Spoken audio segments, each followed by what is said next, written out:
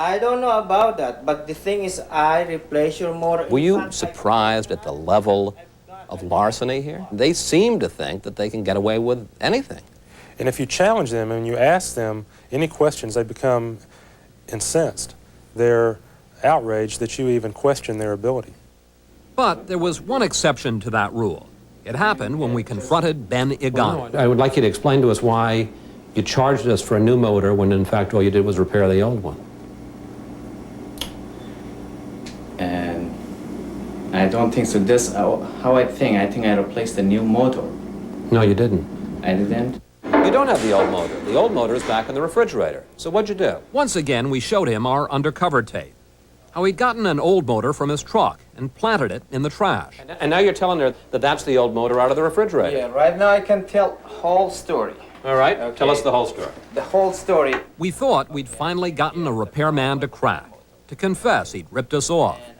But what we really got was another variation of the repairman dodge.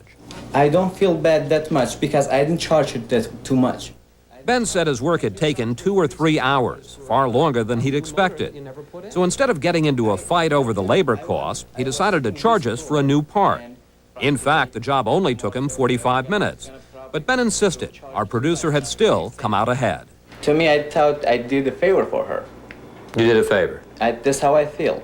You weren't ripping her off. No. Let me ask you a question, Ben. Have you done it before? No. This is the first time you've ever done this in your life? In my life, yes. Ben, come on. Really? The one time that you're on television is the only time you ever did this? Come on. Just let me I think that's the only first thing. So, what can a consumer do to avoid being ripped off? One way is to avoid some common mistakes. So I shopped around in the yellow pages.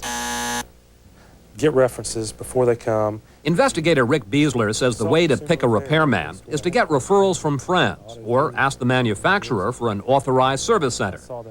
He says the number in a big yellow pages ad often just goes to a telephone boiler room, which sells your call to a freelance repairman for a large fee. He knows he's already in the hole. He's got to make his money back. He's going to sell you something. Whether you need it or not. Exactly. He didn't put the name of the part on the bill, so I don't know what that was. A legitimate repair shop will provide an itemized list of parts replaced, not vague scribbled notes like these. Do you have the old parts that I could have? And ask for the old parts. It didn't always help us, but Jeff Atkinson says it will if you ask up front before the work is done, even if you don't know a door switch from a diode. Why do I want the old parts if I don't know whether they're Because good? you're coming off as an educated consumer. So even if you don't know, bluff? Yes, exactly. Walk in like you know what you're talking about. And one more mistake to avoid. The work was done while I was at work, so I couldn't observe very much. Stay within the room. Don't bother the man while he's working, but stay within the room. Why? The element of fear of being caught in something that you shouldn't be caught at. But no matter how many precautions you take, no matter how much you know about your appliances, the experts say you're still no match for a clever repairman. If I follow all your advice, if I go to the authorized service center, if I ask for the estimate, if I get the old parts back, does that ensure now that I won't be ripped off? There's no guarantees. But what you're saying is if you got a dishonest repair shop... They'll rip you off, correct.